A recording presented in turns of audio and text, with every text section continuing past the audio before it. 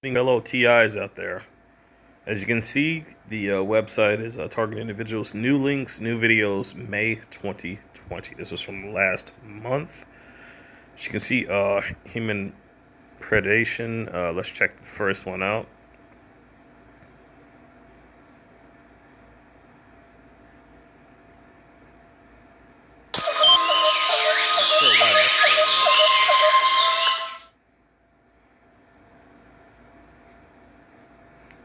Now, why would something alien related show up here? It's confusing.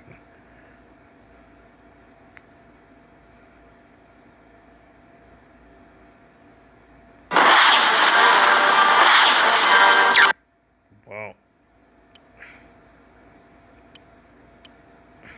Okay, I guess that's what that was.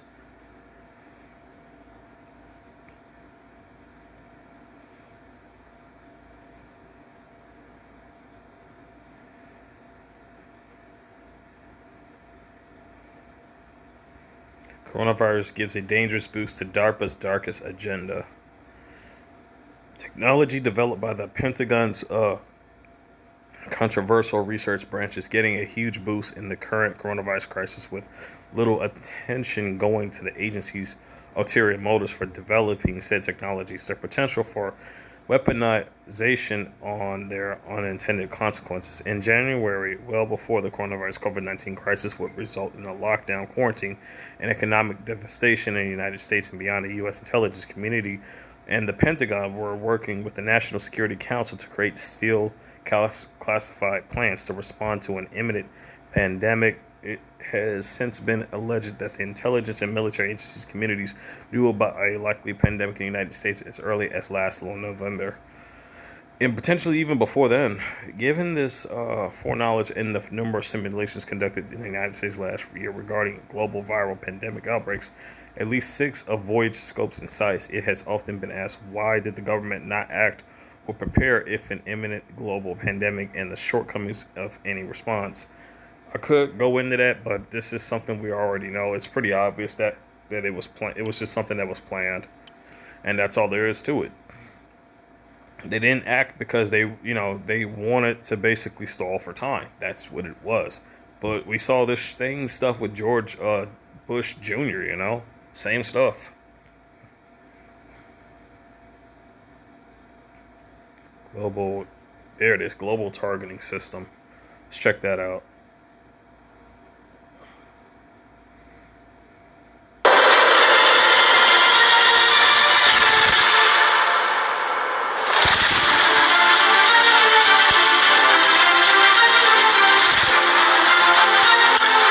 This figure, I created it to describe, from a New Zealand perspective, the hierarchy of the data flows from the targeters to the targeted. But this will easily translate to any of the NSA partner agencies. So at the very top of the screen, we have the global network. The global network is what the NSA calls their intelligence empire. They refer to it as their global network. The top tier of that empire is USA and marked no foreign nationals, no foreign, which in theory means that only the USA has top level access to that data. Now, the USA also has network access to the networks, including the hardware of all of their so-called partner agencies. And they group those partner agencies, the partner agencies being the international spy agencies of the countries around the world who they partner with and who they have these data sharing agreements with. So they partner them in little groups. So that's where the Two Eyes comes in, which is there's actually 2 groups of Two Eyes. There's the US-UK, which is the original intelligence sharing agreement from the 40s. And then there's also the US-Israel Two Eyes. So Israel is getting higher level access to US intelligence data than any of the other English-speaking countries. Then there's the 5 eyes, 7 eyes, through to 14 eyes, 41 eyes. We talked about that in detail last week, so I'm not going to go through it again. Now, with each of these partner agencies, they have a military partnership agreement, because fundamentally it is the military that is underpinning all of this. And this is one of the key things to understand, is that in the Western world, it is not politicians, it is not parliaments, it is not government that is running the show. It is the military. This is a transnational military dictatorship. The United States is run by the military, not by the president, not by the White House, not by the Congress, not by the Senate. In New Zealand is run by the military. It is not run by the Prime Minister. It is not run by the people you see on TV. It's run by the people you don't see on TV. So this military partnership agreement is what enables the data sharing. And each country has a military partnership with in our case, the Five Eyes, but ultimately with the US and the global network. So in New Zealand, we have two major spy agencies. We have the New Zealand Security Intelligence Services, which is our domestic spy agency. This is basically the equivalent of the FBI. Then we have the Government Communications Security Bureau, which is our international spy agency. And they are roughly the NSA. It's basically New Zealand's NSA. So from the global network, the data is passed through the Five Eyes, which comes from the country that has a military partnership agreement, which then is pulling data from the domestic and the international spy agencies of that country. Then, on the next tier, we have something called fusion centers. Fusion centers I've done a lot of writing about in my journalism. If you look at Susie3D and type fusion center on Twitter, you'll find even more information. Fusion centers are a creation of war. The first fusion centers were in Iraq and in Afghanistan and in wherever US was waging war. Fusion centers fuse data from a variety of data sources. They merge all of that data together, and then they feed that data to their customers. Now, fusion centers don't just use military intelligence data. They also use open source data, but they also use corporate data, private data, and they pull all the data from all these different systems together and then feed them back. Now, these fusion centers have been established post 9/11 by counterterrorism legislation. So almost everything we're going to discuss tonight comes under the so-called umbrella of counterterrorism. But they expand that definition of counterterrorism to mean any threat to national security. Everybody, that was not me that did that, but I'm glad I got it recorded. Understand, whenever I touch anything on this phone, you're going to hear that. So, I guess I should thank them for proving that they're hacking my stuff. Security. And then they expand what a threat to national security is by removing or diluting or changing the definition to what a threat to national security is, as we've seen in the legislation, as we discussed last week. They've been deliberately broadening the scope of what it means to be a threat to national security. But also because in the counterterrorism post 9/11 legislation, they deemed critical infrastructure to be a part of the state, and then they decided that private corporations were critical infrastructure. So all of a sudden, banks and transport companies and credit card companies and these types of things, telecoms companies, have been brought under the umbrella of the state, which means that to be a threat to the state, you just have to be a threat to its critical infrastructure. So if you're a threat to a bank, or you're, for example, an anti-TPP activist, then next thing you know, you're literally branded a threat to national security, and all of this military counter-terror apparatus is used to target you. So the fusion centers are pulling information from government departments and from domestic police intelligence units and from corporate entities. And they are merging that and they're feeding it up to the nation states, domestic and international spy agencies, which is then pushing it to Five Eye, which is then pushing it to the global network. So they're also passing information down. So these arrows are data flows, right? So what I'm showing here is that data comes down into the fusion center, but it also goes up. So it goes up to the global network and down from the global network. So as I just discussed, the corporate entities are deemed part of the critical infrastructure, which is how they're brought into this big data scam. And the government departments have been justifying the spying on their own citizens as being about risk management. And this is a term that you see all the time. Now, in the case of the big spy scandals that I've studied, where we've literally got, like we've seen reporting on the invoices of government departments hiring private intelligence to target people on the ground, they have been literally putting it on the general ledger as a security expense, and they justify the security expenditure as being risk management. So therefore, the targeting of citizens around the world who oppose some government policy or whatever government activity, we are being deemed a risk. We're being deemed a risk either to the government or to the police and security state or to corporate entities. And then these military inventions, these fusion centers, are trading in our data and pushing them up through the military networks. So the fusion centers, I should mention, although they started in Iraq and Afghanistan, they were propagated right across the domestic homelands of the Western world. So there are fusion centers right across the US, but there's also international fusion centers.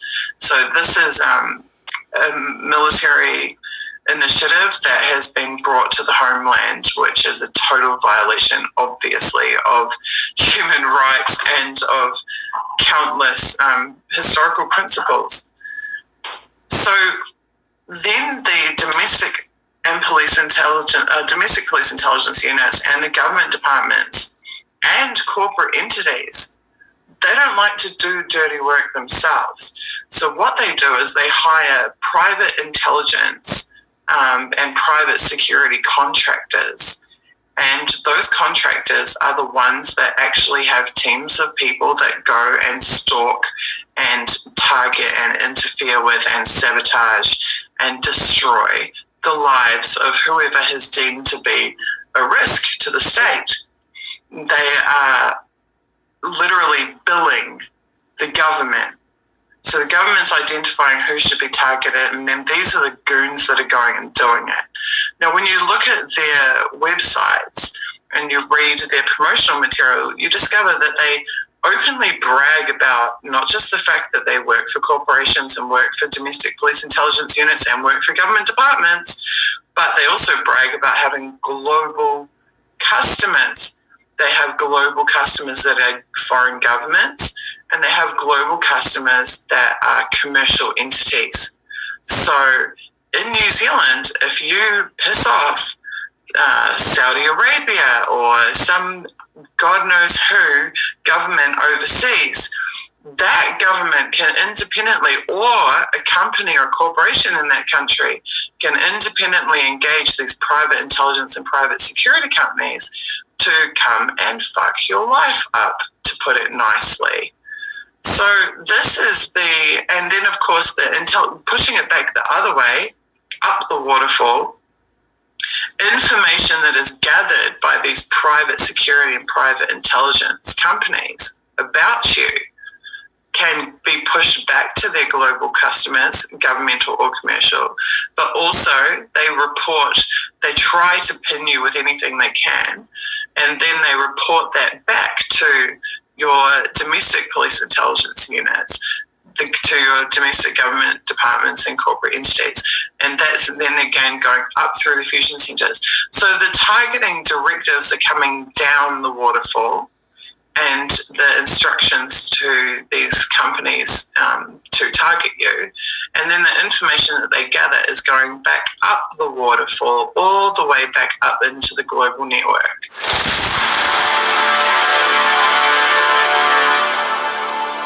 Well, man, definitely got to hand it to Susie 3D.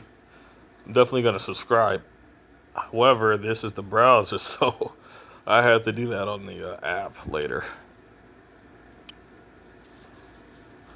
Okay, it's the global targeting system. Let's check out what we got on 5G.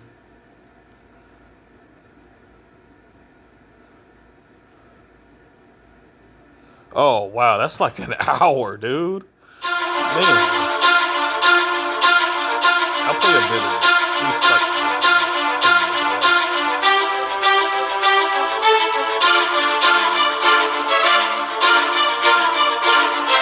Actually,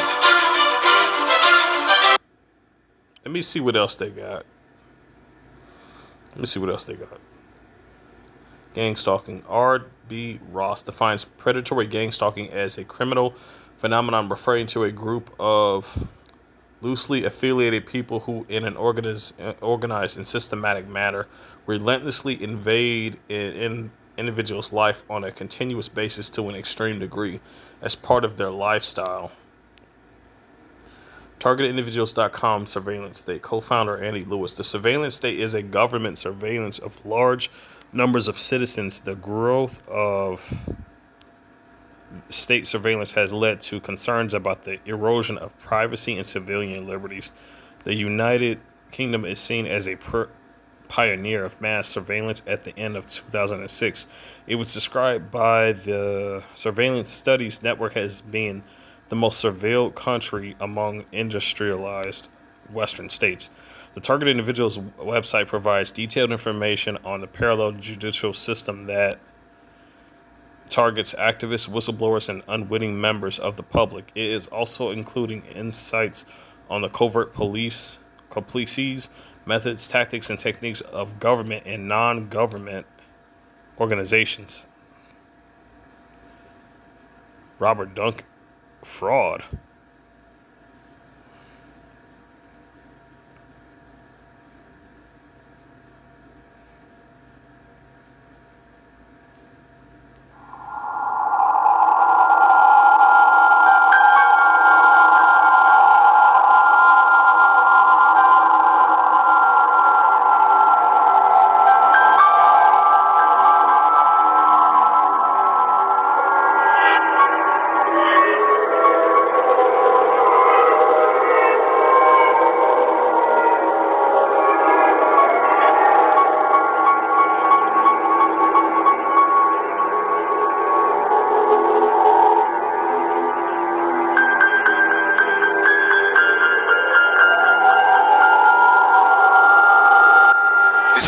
Lecture given in 1994 by presenter Jeremy Lee, a South African-born New Zealander and professional speaker.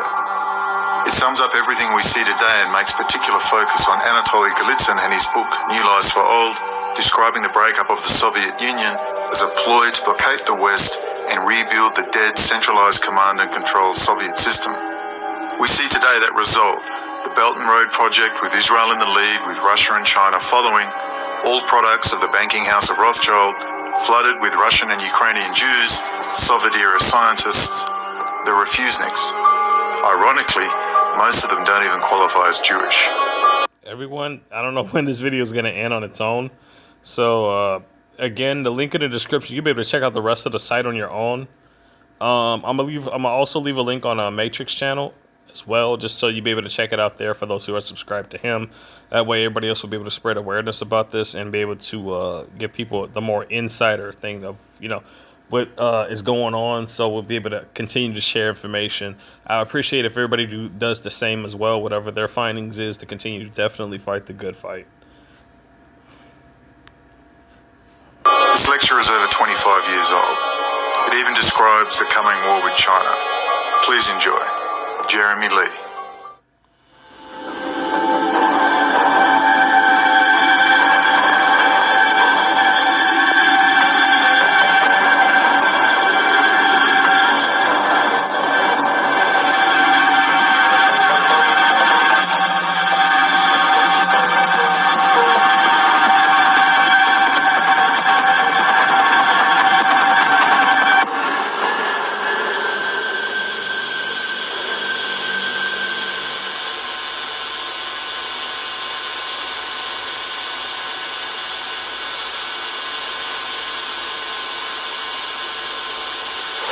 Now, the subject that I've been given to speak on is the question of the New World Order and what it is. And I think the title is The New World Order, Seduction or Solution. And that is a very provocative address because the New World Order is hardly known amongst a whole lot of people. So broadly what I want to do is to divide what I've got to say into two parts. First of all, to try and give you some historical background on what the New World Order is and what is involved and how its overall structure has been developed over a considerable period of time. And then from there we're going to come back and we're going to have a look at its impact and its effect and what it offers to Australia. And by the time we've got through that, we should have provided, I believe, certainly enough material for you to make some sort of decision about what you see as the future of this country and what part you have to play in it and what this means for your children and for your grandchildren, because all the things that are happening at the moment are of incredible importance for the future of this country. Now, the New World Order has really only just appeared as far as the general public is concerned. Most people had never heard of it until we had a war in the Middle East against Saddam Hussein. And there were major speeches made by President Bush and also by the Prime Minister of Australia at that time, Bob Hawke, that the coalition of forces that had been built together to wage war over the future of Kuwait in the Middle East was part of a program for a new world order.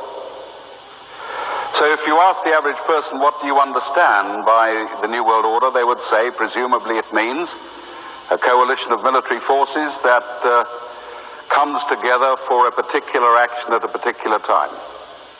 Now that is true. That is part of the New World Order program.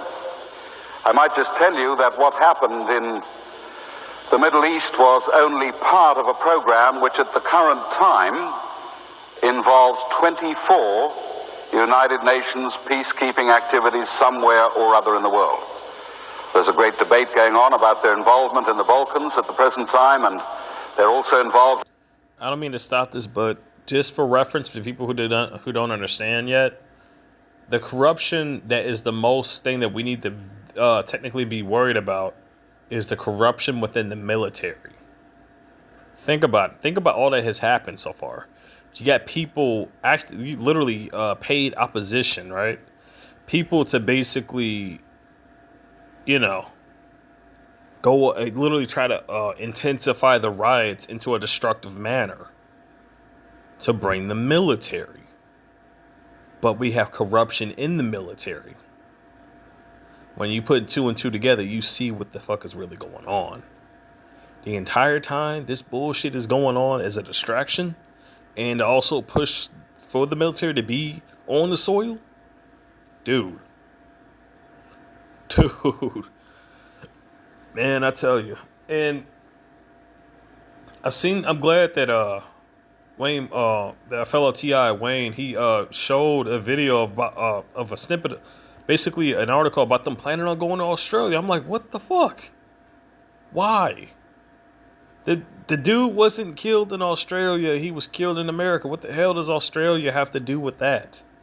It's dumb. You know something? I don't think those are actual members of the actual protest group going there. I don't believe so. Normally, I mean, when you're protesting in a certain area.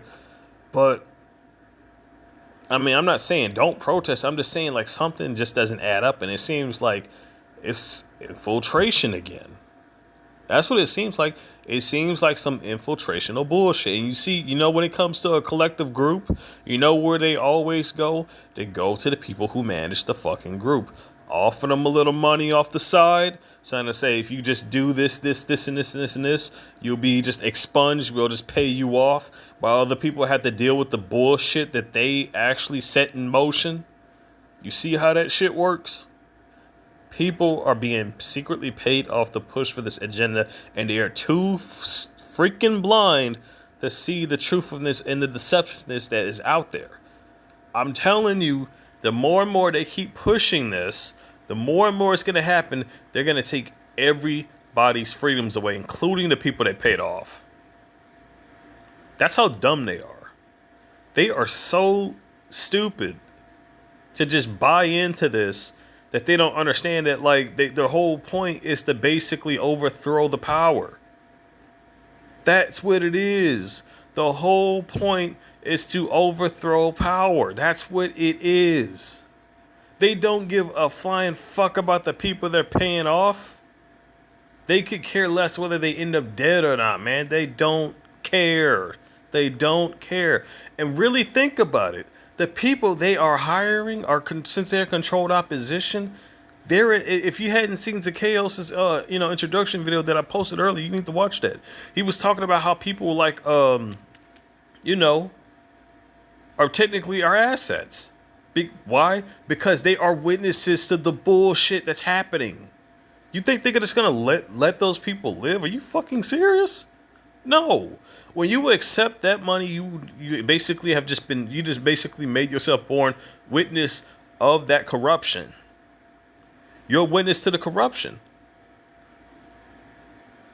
They are not going to let people like that exist, man. This is why us TIs are just that much of a freaking threat to them. We know all about this fucking technology. The younger generation doesn't. The generation that has barely even got out of their damn preteens yet. They don't know jack shit about this. Some of them are lucky enough to have parents that basically educate them. But there's still a huge amount of kids out there that have absolutely no idea of the evil that exists out there. No idea.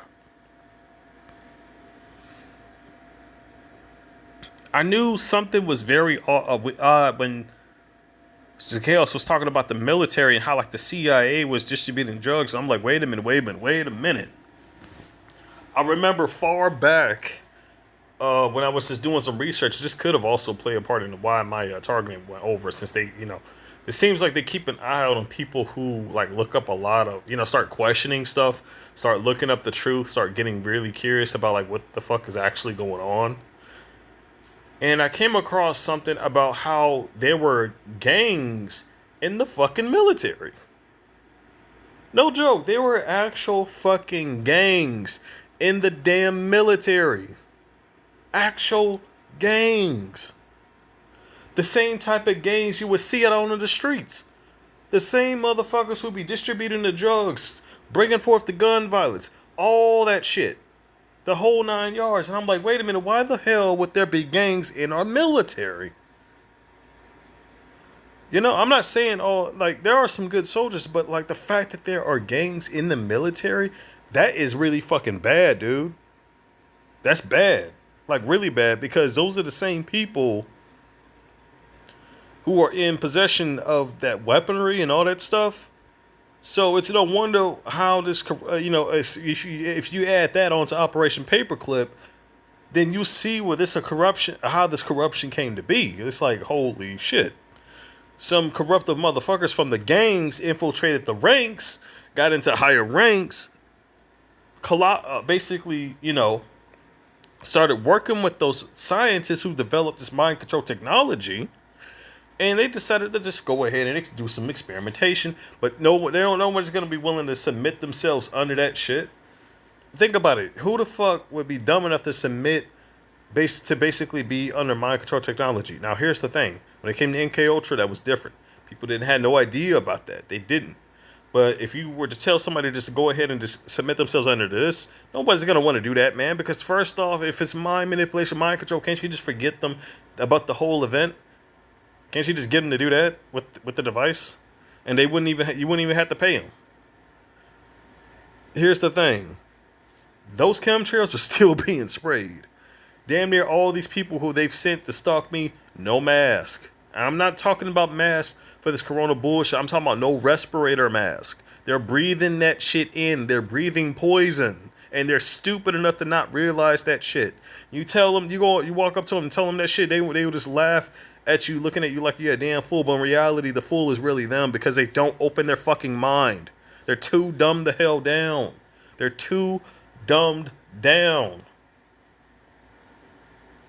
And to think, these are the same people who are going to condemn their own damn kids to this shit. If this shit succeeds.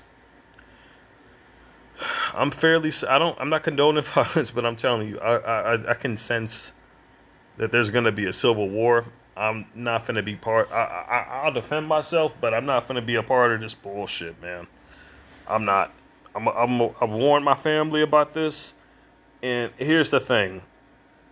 There's a reason why I'm not finna be fucking a part of this civil war, and I'm gonna tell you because people warned everybody. People target individuals, not just us, activists, all kinds of people fucking warned everybody, but they wouldn't wake the fuck up. They wouldn't wake the hell up. They wouldn't even get off their ass to even look the shit up. They wouldn't. They wouldn't fucking do it. And whenever you tried to talk on them, they just laughed the shit off. Now look at where we're at now. Are you still fucking asleep right now? I mean, what is it gonna take for you to wake the hell up?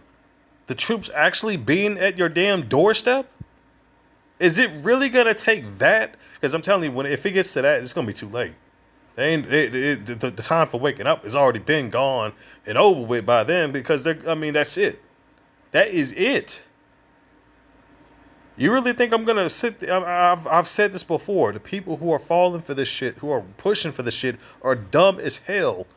They're so dumb that they are in a danger to themselves and the people around them because of their behavior, because of the destructiveness they're doing for money. And it's disgusting, man. It is really fucking disgusting. You do not need money to live. You don't need money to survive. You don't need that shit. You can build your own fucking house. You can go out and hunt your own damn food. If you need electricity, you don't have to pay the fucking cable company for that shit. You don't have to pay the electrical company for power. You can harness power yourself. What do you think a turbine fucking windmill is? What do you think a freaking what is that? What do you think a freaking solar powered panel is? You can get free fucking energy for free. You can even literally gather up the rainwater, have that shit in the filtration system, and have free fucking water. You don't need money to survive, but you want to know what they're doing this money for? Haven't you seen the looting? What do they grab out of all these damn lootings? Electronic shit. I mean, I'm guilty for playing my games, but I'm not stealing shit, okay? I'm not doing that. I'm not accepting dirty money for any circumstances. I'm not working for the satanic organization.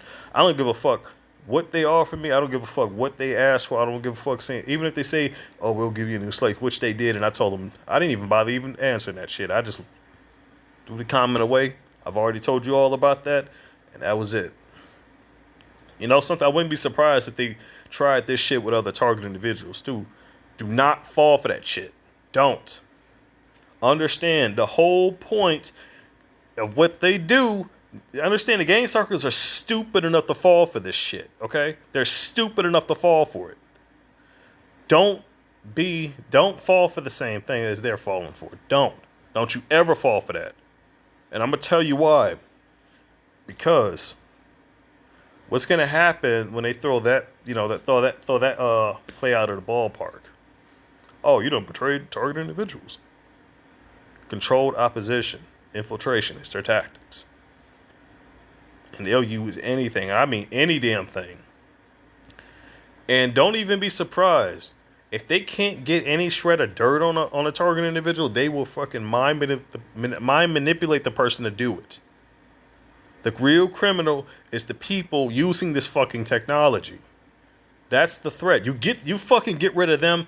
This shit ends and you don't have to deal with any of this crap anymore. But people who are dumb enough to not see that don't realize that.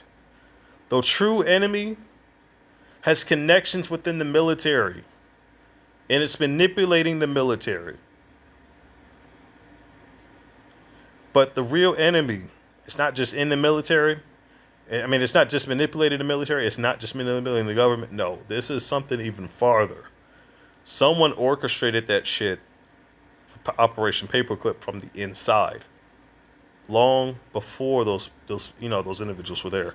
I wonder how long. I'm gonna do some research on this shit too, because I want to know how long and how soon did these gangs within the military started to form. Because it's when you start to look that shit up, you start to find the corruption within the military. What happens when you find that corruption directly what it is in the military? You find the assholes who are the most closest to all of this shit you could possibly find. Who do you think is basically distributing that information that they're gathering up with all that EEG data that they're using? Think about it. Those people will have whoever's paying those motherfuckers off to do that shit, right? To continue to do that shit. Because I'm telling you, there's got to be people. There's got to be a lot of people in the military behind this shit. But it's not everybody in military. But it's not just the military either. There's some powers beyond this shit. And let me tell you something. It's just as she said. It's just as Susie said. It's gonna be the people you do not see on television. It's gonna the people that you don't see, the people that you don't know personally, the people that you don't even know off TV. You won't ever see them on TV. You won't see them on there because they're not dumb enough to make themselves known. No, you want to know why they make people known on TV doing corruption? Distraction. That's what it is. It's a fucking distraction. But no, man, I'm not fighting no fucking civil war. I'm not. Screw that. Because it's been too fucking long for people warning people about this dumb shit. Too long. Normally, if people would have woken up sooner, I would have been on board to fight bullshit. But honestly, I believe I speak for a lot of people who have basically got off their ass to speak the truth, to spread awareness about this. Look, man, it's been too fucking long. It's been too fucking long, dude. Like, come on, man. Like, really? Nobody thought, like, oh, and not to mention so many TIs. Literally, TIs should be fucking pissed right now. We fought tooth and nail. A lot of us fought tooth and nail, have lost their fucking lives, their livelihoods, bringing this information out, telling people, only for us to get classified as schizophrenic, as crazy, as mentally ill. Are you fucking serious? Only to have our family members turn against us? Only for us to literally even, and I'm telling you, they do this shit while you were a kid too. They fucking do this shit while you were a child. Only to possibly have our own damn fucking parents sell us into this shit. I don't know if my mother may have done that or not. I do know this. Since I was a child, I had this bump on the side of my head, and I know because I asked her personally. I know I had these fucking bumps in the back of my head since I was a damn child because I know I asked her about it. I can't forget that. So how can you call someone being mind manipulated a damn criminal at all? How can you call them schizophrenic when shit is actually happening, when people are fucking aware of it, but the same people who are aware of it are too fucking scared shitless to basically speak the fuck up while more and more victims are piling up? I mean, what the fuck is it gonna take? Like, seriously.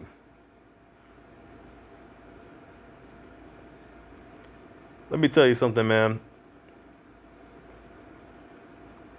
I wouldn't know in other circumstances. I wouldn't mind fighting a civil war to basically protect the next generation. But man, I'm doing my part by giving the information out. After that shit once shit completely hits the fan, man, I'm done. I'm done and I'm gone. Some people may not like to hear that, but let me tell you something. How many fucking years has it been? How many years has it been? Too many people don't really think outside the box, and that's what you need to do. You start to think, it isn't like, oh, well, that's impossible. You know, you need to start thinking for a fucking method. Why would it be possible you got to think for why that shit would be possible for them to do it. What would be motivation for that shit? And then look into it. It isn't, no, they wouldn't do that shit. Why wouldn't they? Don't people do shit when they're paid off? Are you telling me that there aren't people out there who wouldn't just accept money off the side to do some unethical bullshit?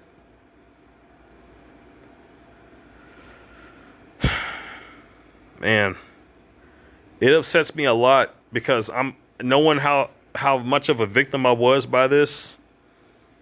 Knowing how much so many people, even worse.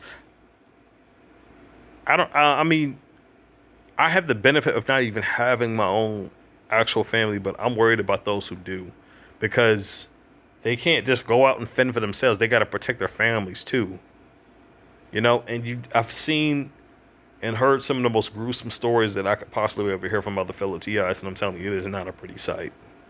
There have been crazy things. You saw that video I've uploaded to you all about how Jesus, the person they call Jesus. You've seen that. Let me tell you something. That wouldn't be the first time. The fact that they did it once, don't ever think that was ever the first time they've done that shit, because they've done it more than you can remember. More than you can remember. And people are still working for this criminalized organization. And it's because they're too damn dumbed down to really look outside the box. And it's because they don't look outside the box that they don't realize who their real enemy is. Because they don't not doing that. And it makes me wonder, like, it really makes me wonder, like, why the fuck am I even trying anymore, you know? But I'll tell you why I'm trying. I don't give a fuck how corrupted this bullshit is. I'm gonna be damned if I remain silent and not put that fucking truth out there to help the next generation that doesn't even have the capacity to do jack shit right now. What I'm fighting for is the next generation to be able to kick these assholes and put them in their fucking place. And when we're to the point that where we're old, dumb and slow to be able to not even be able to do it. You've seen what they've done to the senior citizens, man. Alzheimer's is not an actual fucking. It's not what you think. It's the assholes who are responsible for all this technological bullshit responsible for Alzheimer's. They started that shit. They did it. Why? Because elderly knew shit that knew information that they did not want them telling other people. That's what it was. That's what it always was and always has been. I'll tell you one thing though, I'm not backing down under no circumstances. I'm gonna continue speaking out the truth. I'm gonna give out the truth, but I'm telling you, I'm not fighting no damn civil war. No, thank you. Too much time has passed already for that. I don't believe in taking a life, and I don't even believe in taking my own damn life. I believe if you take a life that makes you no better than the opposition, I believe that if you,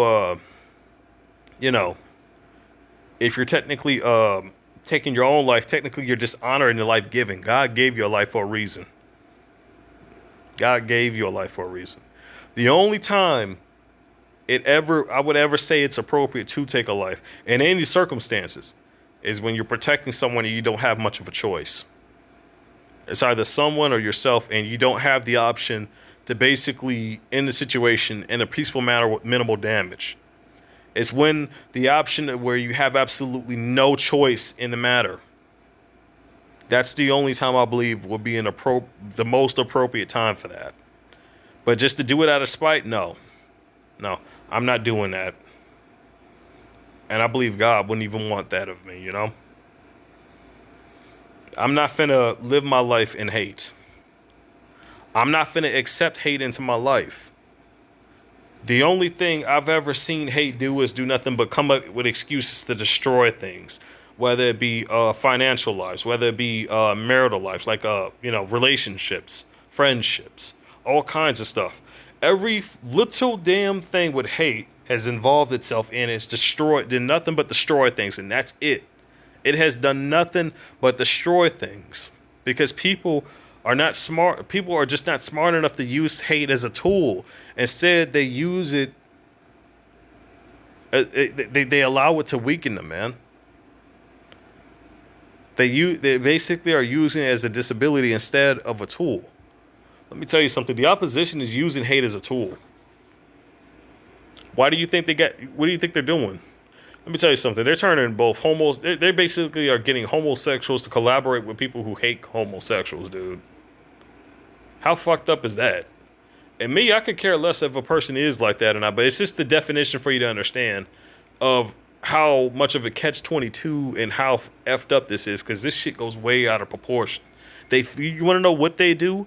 They feed on what you hate the most. They feed on your hate to coerce you into doing what they want you to do. They'll feed any little bit of fucking information into your psyche to piss you the fuck off, to get you to do what they want you to do. That's how they roll. That's what they do. They do that. Oh, wait, hang on a minute. Perp's book. That actually might be some good evidence. Fiction. Otherwise, the people, events, and conversations presented here are taken from my 25-year practice of psychology. However, because of my commitment to confidentiality, the people and circumstances portrayed in these pages are composite in nature.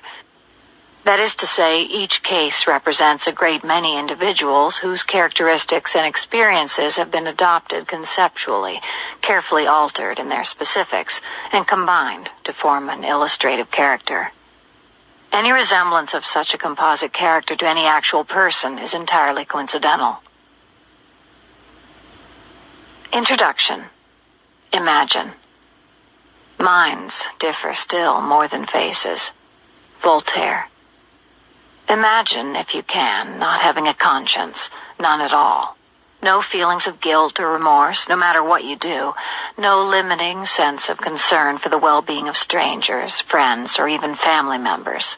Imagine no struggles with shame, not a single one in your whole life, no matter what kind of selfish, lazy, harmful, or immoral action you had taken. And pretend that the concept of responsibility is unknown to you, except as a burden others seem to accept without question, like gullible fools. Now add to this strange fantasy the ability to conceal from other people that your psychological makeup is radically different from theirs. Since everyone simply assumes that conscience is universal among human beings, hiding the fact that you are conscience-free is nearly effortless. You are not held back from any of your desires by guilt or shame, and you are never confronted by others for your cold-bloodedness. The ice water in your veins is so bizarre, so completely outside of their personal experience, that they seldom even guess at your condition. In other words, you are completely free of internal restraints, and your unhampered liberty to do just as you please, with no pangs of conscience, is conveniently invisible to the world. You can do anything at all, and still your strange advantage over the majority of people who are kept in line by their consciences will most likely remain undiscovered. How will you live your life? What will you do with your huge and secret advantage, and with the corresponding handicap of other people, conscience? The answer will depend largely on just what your desires happen to be, because people are not all the same. Even the profoundly unscrupulous are not all the same. Again, there's no way I'm going to fit like 7 freaking hours in this one video. This may cut off at any moment, so I'm just going to fit as much, in this video as I can. And yes, that is what she said. I'm sorry. You gotta actually joke around from time to time. You really do, because this stuff really does get stressful if you allow it to. You gotta find some humor. So TIs, look, try to take a break. I know it's very difficult. Believe me, I know. But try to take a break, okay? Try to basically ease up. Just take a minute. Throw on some headphones or something like that so the noise harassment bullshit won't get to you. Listen to some music and just relax for about a good hour or so. You gotta do that. You have to. You can't think about this targeting shit 24/7. Otherwise, your mind will definitely go in many different directions until you go mad. You cannot let that happen.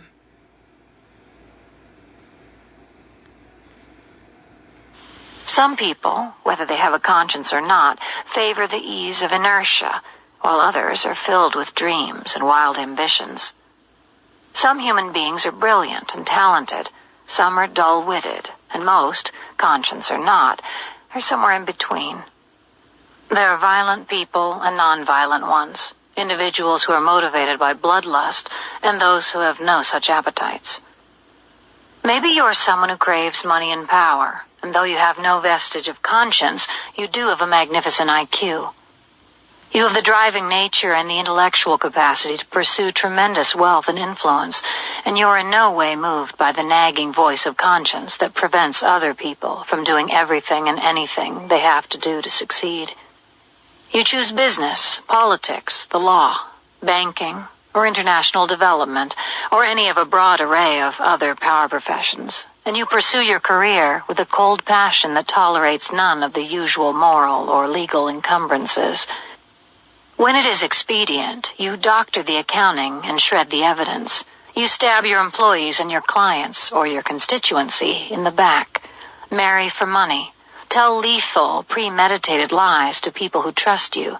Attempt to ruin colleagues who are powerful or eloquent, and simply steamroll over groups who are dependent and voiceless. And all of this you do with the exquisite freedom that results from having no conscience whatsoever. You become unimaginably, unassailably, and maybe even globally successful. Why not? With your big brain and no conscience to rein in your schemes, you can do anything at all. Or no, let us say you are not quite such a person. You are ambitious, yes, and in the name of success you are willing to do all manner of things that people with conscience would never consider, but you are not an intellectually gifted individual. Your intelligence is above average, perhaps, and people think of you as smart, maybe even very smart. But you know in your heart of hearts that you do not have the cognitive wherewithal or the creativity to reach the careening heights of power you secretly dream about. And this makes you resentful of the world at large and envious of the people around you. As this sort of person, I really don't want to stop this, but I've had to deal with that kind of crap even at work. I would basically be just constantly focused on my job. And what would happen, right? Out of nowhere, people would just get this aggravated attention towards me. It just made no damn sense. So I started talking to other people about this, and they saying, yeah, people will get like that. If you're the person who just does nothing but their job, people will get pissed off because it makes them look bad. But how can you be the one making them look bad when in reality they're doing shit that they got no business doing on the job? You know? It's crazy. you ensconce yourself in a niche, or maybe a series of niches, in which you can have some amount of control over small numbers of people. These situations satisfy a little of your desire for power, although you are chronically aggravated at not having more. It chafes to be so free of the ridiculous inner voice that inhibits others from achieving great power without having enough talent to pursue the ultimate successes yourself. Sometimes you fall into sulky, rageful moods caused by a frustration that no one but you understands. But you do enjoy jobs that afford you a certain under-supervised control over a few individuals or small groups, preferably people in groups who are relatively helpless or in some way vulnerable. You are a teacher or a psychotherapist, a divorce lawyer or a high school coach. As for myself, I always liked jobs that I can just do on my own. I never really cared about, teamwork and all that stuff, because it's fun when you can work together, but you gotta understand, there's gonna be controversy in that from time to time, and that gets hell of annoying to deal with. Or maybe you're a consultant of some kind, a broker or a gallery owner or a human services director.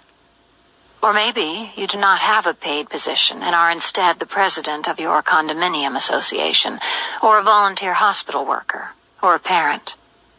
Whatever your job, you manipulate and bully the people who are under your thumb as often and as outrageously as you can without getting fired or held accountable. You do this for its own sake, even when it serves no purpose except to give you a thrill. Making people jump means you have power. Or, this is the way you see it, and bullying provides you with an adrenaline rush. It is fun.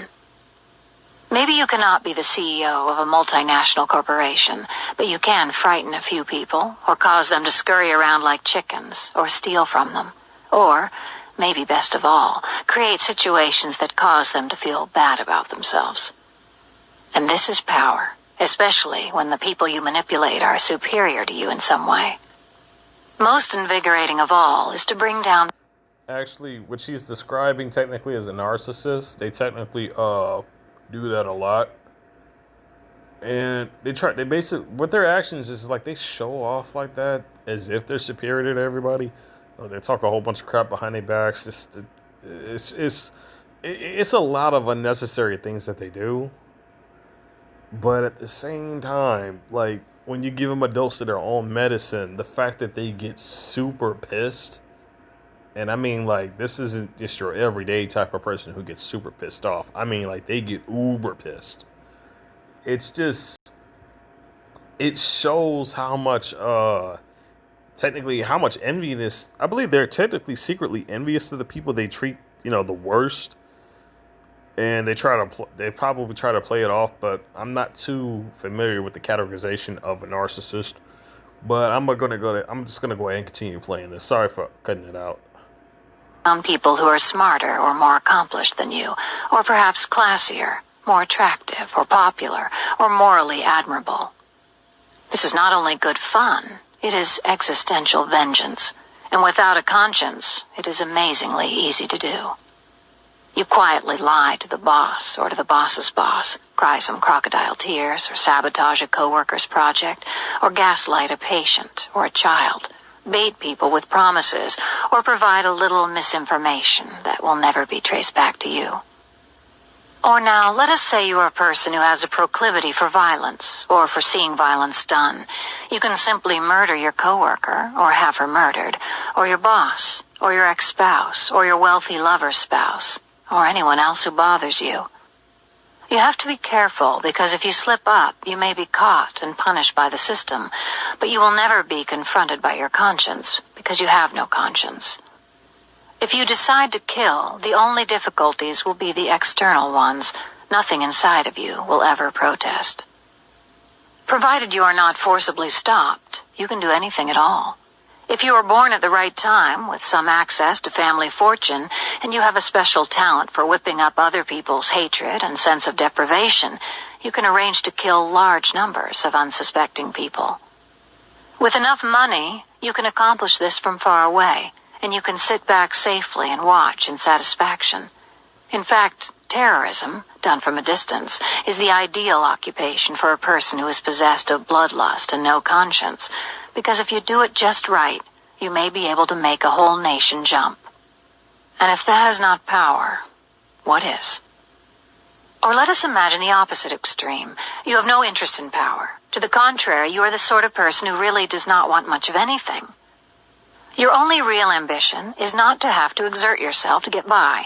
You do not want to work like everyone else does. Without a conscience, you can nap, or pursue your hobbies, or watch television, or just hang out somewhere all day long.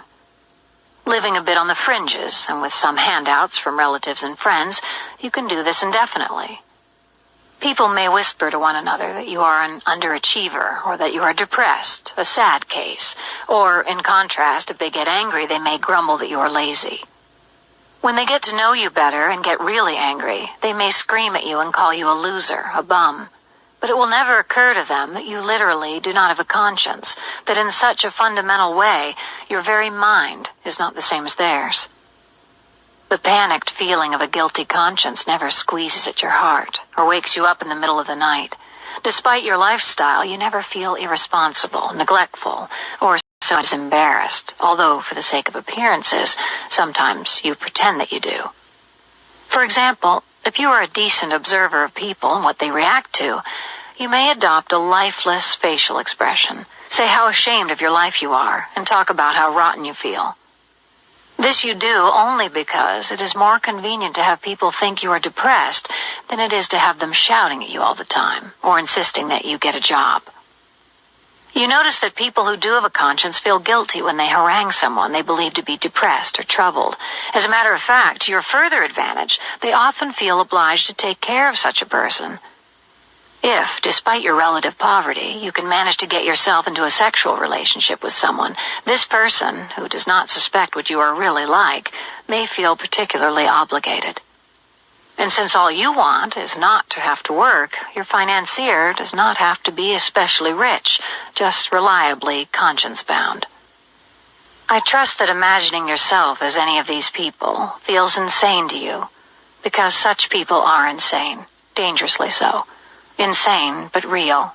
They even have a label.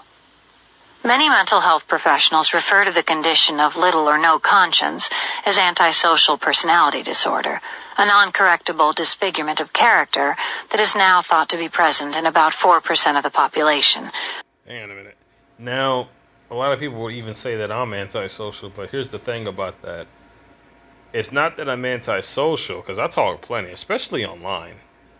I can talk.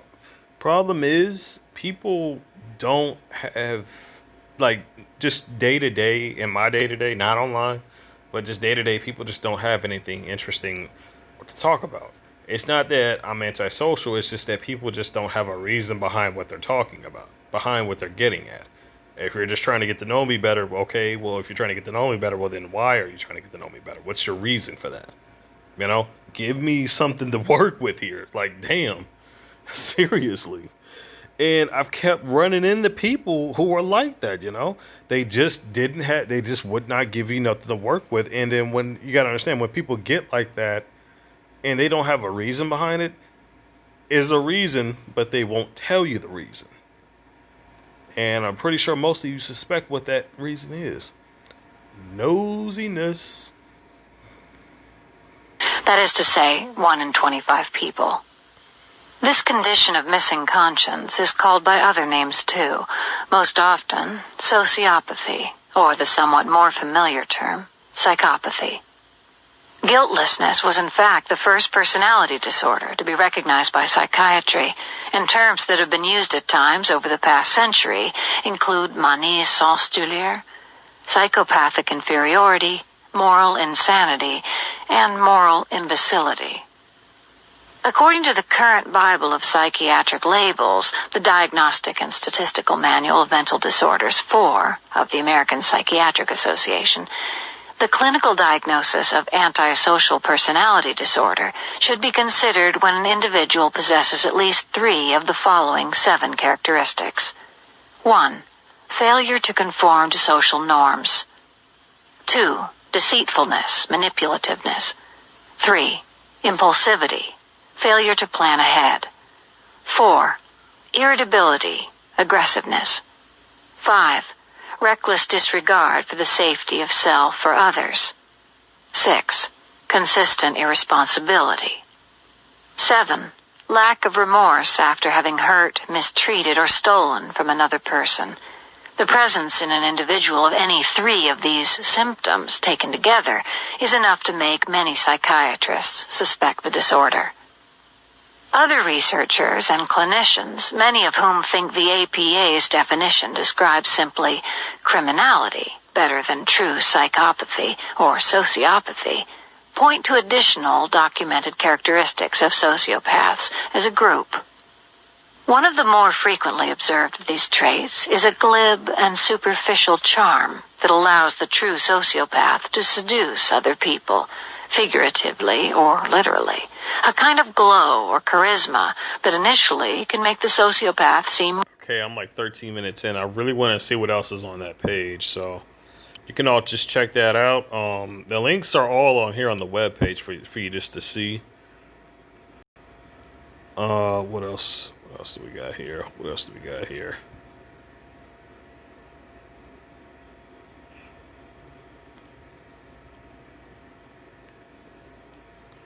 It's just a whole bunch of stuff on here.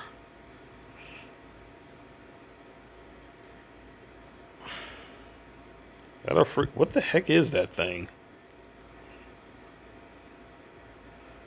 Miami, Florida. Huh.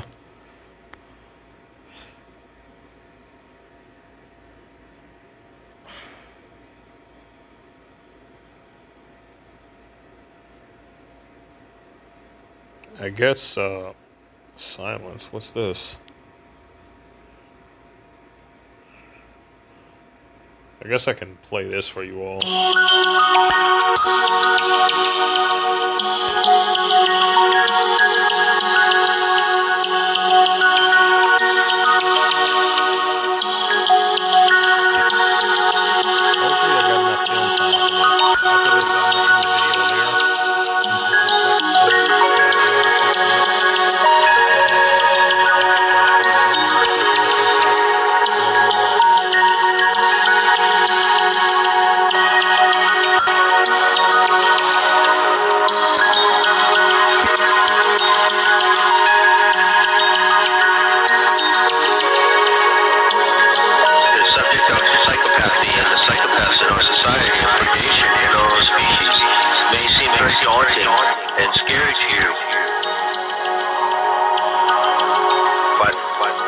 Is that it is really simple to understand it.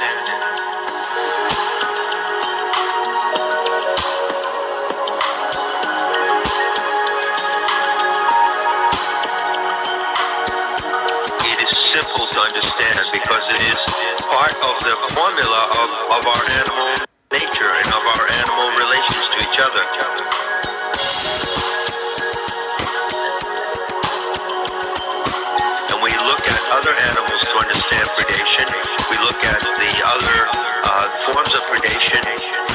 has provided for us. She provided those so that we could recognize predation in our own species.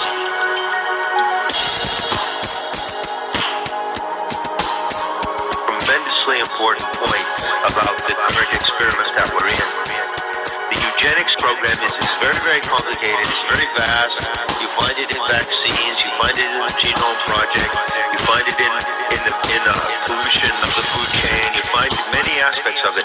But basically, the eugenics agenda is the way in which this tiny, tiny group of interspecies predators in the human species want to ensure the survival of their own kind.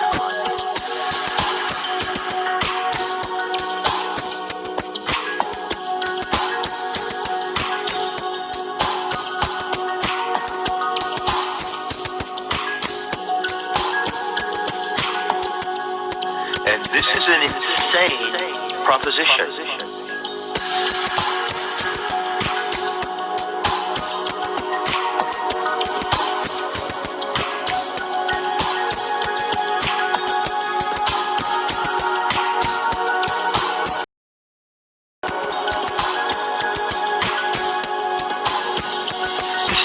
Tremendously important point about the current experiments that we're in from the viewpoint of Sophianic Gnostic science, you see. And so it is easy to understand these things. We must understand them in a ruthless and radical manner.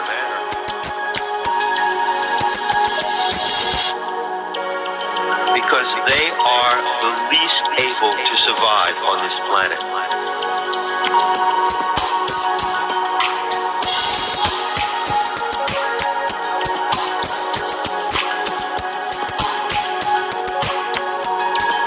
Are the ones, their victims, their targets, have the capacity to survive because we have in us all the intact qualities of the anthropos.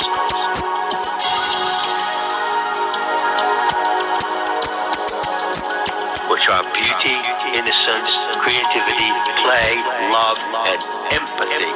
And they are without empathy, and no animal without empathy can survive.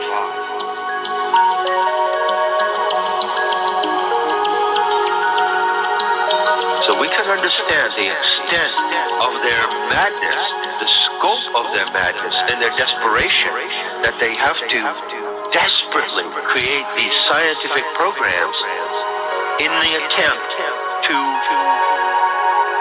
ensure the survival of something that cannot possibly survive according to the symbiosis of nature itself.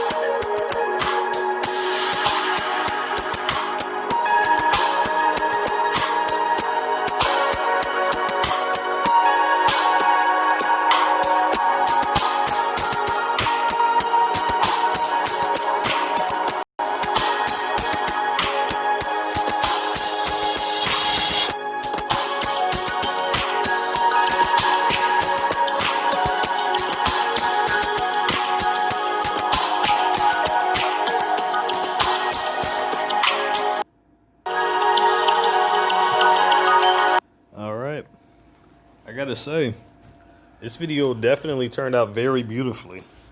I'm definitely proud of it. Both my prayers and my love is going to everybody out there. I'm willing to do all that I possibly can to put the truth out there, so that, the next generation will be able to defend themselves against this evil that exists amongst us. This evil that seeks to enslave our minds, this evil that seeks to imprison us, incarcerate us, institutionalize us, and murder us all, and literally rob us of our very souls. I seek to definitely do all that I can within my power, as much as I possibly can at my disposal, to put a stop to this corruption. but I'm not fighting. I'm not fighting no war,